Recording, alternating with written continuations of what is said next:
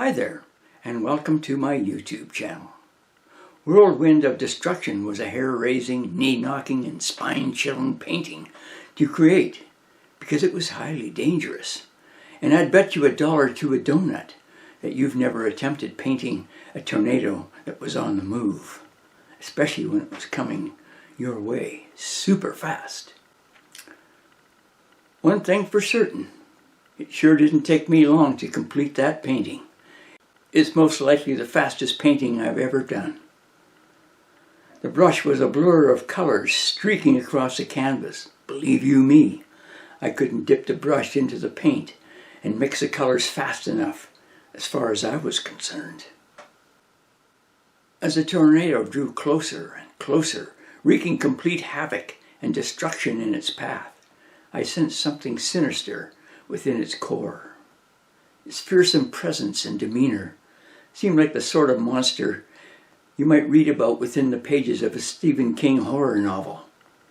It was dark and spooky, like a boogeyman wearing a hood who was going to step out of the shadows at any moment and slit your freaking throat.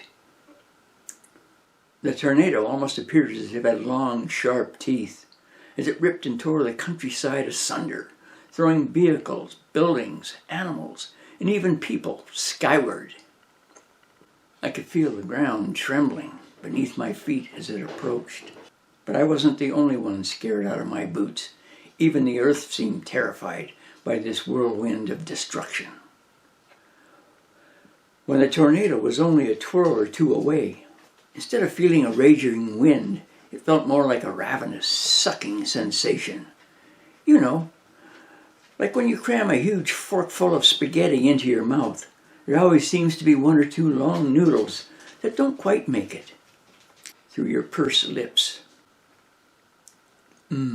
Spaghetti. I think I just might cook some spaghetti for supper.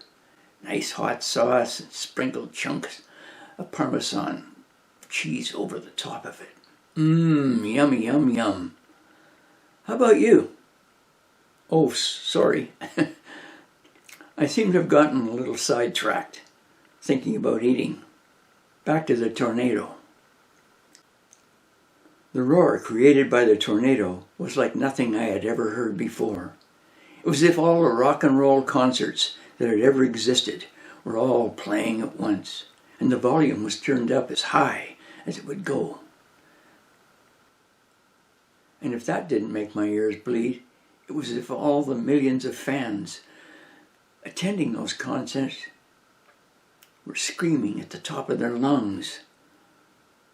I thought I heard a little girl's voice cry out. It sounded like Dorothy in The Wizard of Oz. Toto! Here, Toto! Come here, Toto! Even thought I saw a pair of red shoes go whizzing past my head, almost knocks the frickin' brush right out of my hand. I guess you're wondering how I survived that howling, whirling, terrifying twister. It's not as dramatic as you might think. I fell out of bed and woke up. Yeah, I was dreaming. Can you believe it was the first painting I ever created while sleepwalking? I don't think I want to do another painting like that, though. What a freaking nightmare. You might be wondering which came first, the words or the painting, which is somewhat like what came first, the chicken or the egg. Well, in this case, I wrote the haiku poetry first.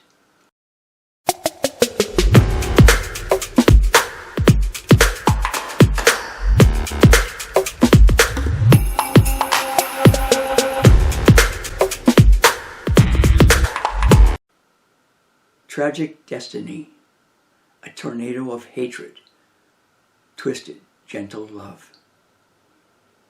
And in actuality, Whirlwind of Destruction became a reality from a very personal and tragic event.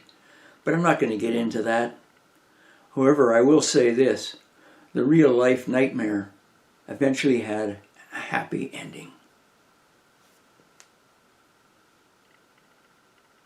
Peace, eh?